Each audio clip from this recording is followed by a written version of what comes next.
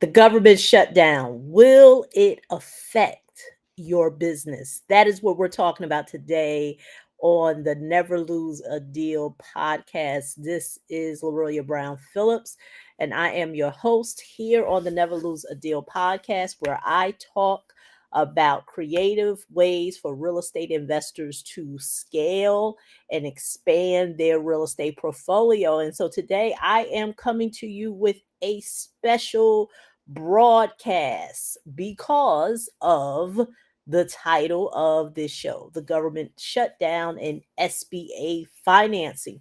So, as I film this podcast episode, you may be also watching on YouTube or some other social media platform. And as of today, it is October the 1st, and it is the first day of the government shutdown. So, my question to you is, will it affect your business? Wanted to do this special episode is because when I went through the data of my podcast and on one of the podcasting platforms, I found out that my previous episode where I talked about SBA financing was the second most listened to podcast of all the podcasts that I did.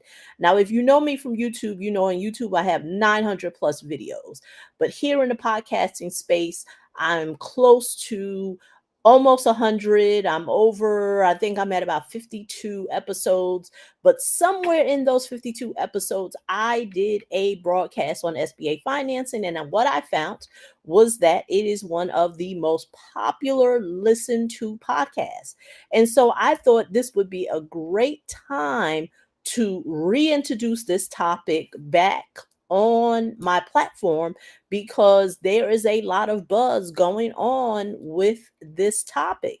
Now, normally, yes, I do talk about creative ways for real estate investors to expand their real estate portfolio. But if you had listened to that other broadcast where I talked about SBA financing, and I'll remember to make sure I put it in the show notes, I talked about how SBA financing can be a creative financing source for real estate investors to tap into.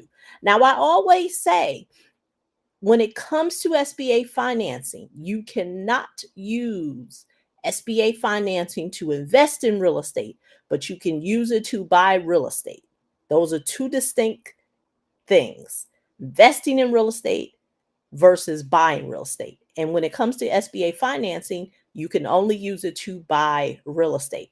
And so I'm not going to go into the basics of SBA financing on this episode, but I do want to talk about the government shutdown and maybe it may be affecting you as a business owner.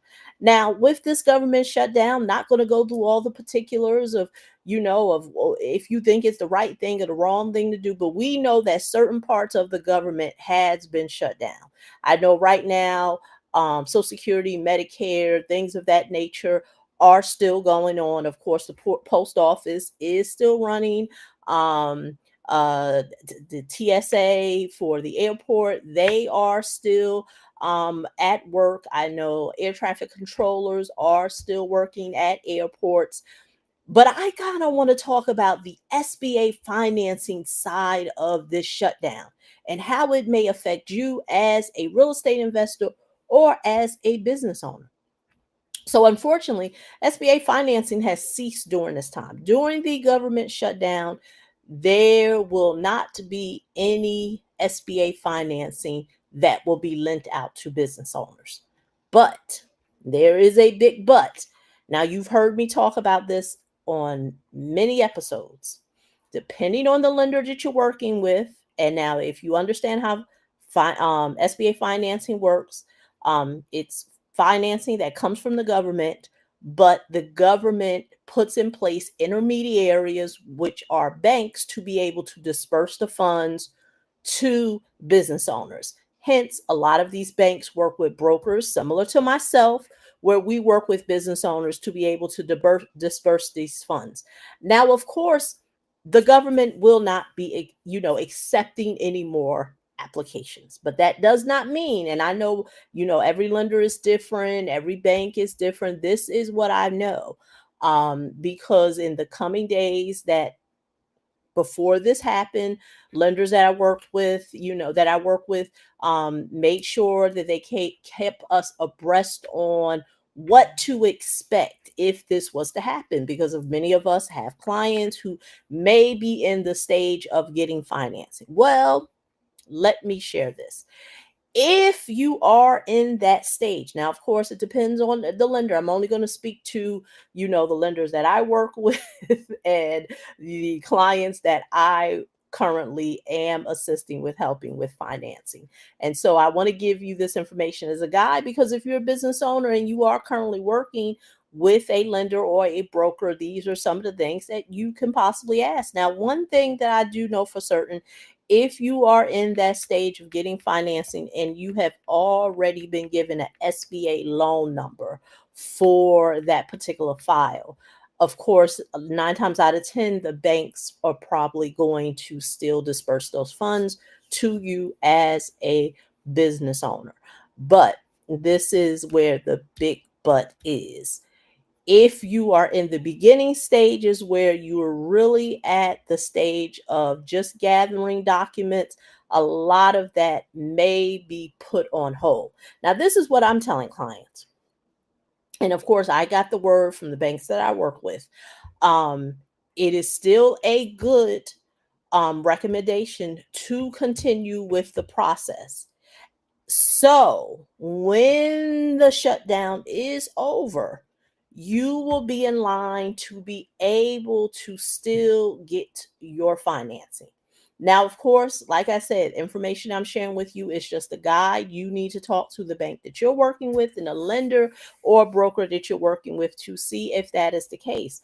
But that is what I am telling clients, that don't be discouraged. Now, like I said, for those who are already at the disbursement phase and you've already been given an SBA loan number, if you don't know that, your broker or lender would be able to tell you.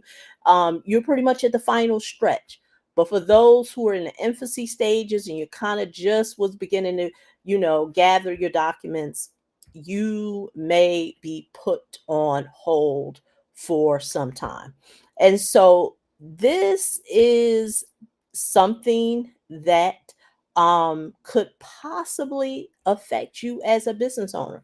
And so not only do I want to talk about that, but this is now the time. And I had been telling, if you've listened to any of my other pad podcast episodes, I talked about, while now more than ever you want to have alternative forms of funding that you need to be tapping into for your business. I have been shouting this at the rooftops to my clients, as well as sharing this knowledge here on this podcast, because there are other funding sources that business owners can tap into. Now, this is what I've always tell business owners. When it comes to SBA financing or any type of financing outside of the traditional bank, every lender is going to be different. So you want to be very careful with just assuming what one lender does, another lender will not do. And this is why now more than ever, creative financing should be something that you as a business owner or as a real estate investor may want to consider. Now, let me just share the story with you. A dentist that I'm working here with in my current market here in New Jersey is one of those business owners who is at pretty much the final disbursement stage of getting um, his financing. And so, what SBA financing looks like for that business owner, because let me just give you a sidebar. I always tell potential clients or clients that you want to be certain that the lender that you are working with, and this is one of the mistakes many business owners and real estate investors I find make, is that they assume that it is a one size fits all when it comes to SBA financing. Furthest thing from the truth. Why? Because every SBA lender as well as banks have their area of where they want to work with. There are some SBA lenders who primarily only want to work with businesses or companies in manufacturing, or maybe they only deal with some who are in the hospitality, the hoteling industry. You want to be certain that you are working with a lender that can assist you with your particular industry. Going back to my example, this particular client of mine is a dentist in the service based industry. Like I said earlier, SBA financing is not for investing in real estate, but it's for using it to buy real estate. This particular dentist wanted to expand their wealth plan. Instead of, when they looked at how much they were spending in rent, they knew that they wanted to be able to do some updates, expand their practice. It was more economical for them. When they looked at their long term plan, it was best for them to purchase a commercial space. And so, working with this particular client who is a dentist, that is something that they are going to use the SBA financing for, to be able to purchase real estate for them, for their dentist practice, as well as it's like a suite of about um four other businesses. So I know there's going to be like an IV business, where you get the IVs, and then the other business. And the great thing is that this particular dentist had relationships with these businesses, so he had already had leases signed, deposits taken for this particular transaction. The other type of business was I can't think of that type of business, but it's in the medical industry. When you have surgical enhancements done and you need a place to rest, they had that suite, and then it was another suite where the surgical work is going to be done. So I say this to say, this is not only an investment for this particular dentist, because not only will it expand their portfolio when it comes to them being able to build wealth, but they will now have um, a business where they don't have to worry about leasing a space. They can buy a space, and the SBA financing is going to assist them with doing that. So it is so imperative now more than ever that you want to start having conversations with individuals like myself who are strategists with helping business owners as well as real estate investors find what is the best financing solution for you. Because the vague thing when it comes to creative financing is that many people want to give their idea of what creative financing looks like. And I always say there's 100 ways to skin a cat. Run from the person who wants to give you a one size fits all for a particular category. Creative financing doesn't just look like one thing, it can look like different things. And that is why it's so important that you work closely with a business professional like myself, where we can map out a plan for you to see what is the best solution for your business. Because one of the biggest mistakes that people do is that they try to navigate these waters by themselves. A lot of times, when it comes to funding and a financing strategy, it takes more than I just need to get a loan. It really takes having an idea of what it is, what are your goals in mind, what are you looking to do, what's the strategy that you are looking to pursue, what is the goal you're trying to pursue, and then what is the financing that would work best for you to be able to put in fruition what it is that you are trying to do. And that is what something like myself would help you as a business owner or real estate investor do.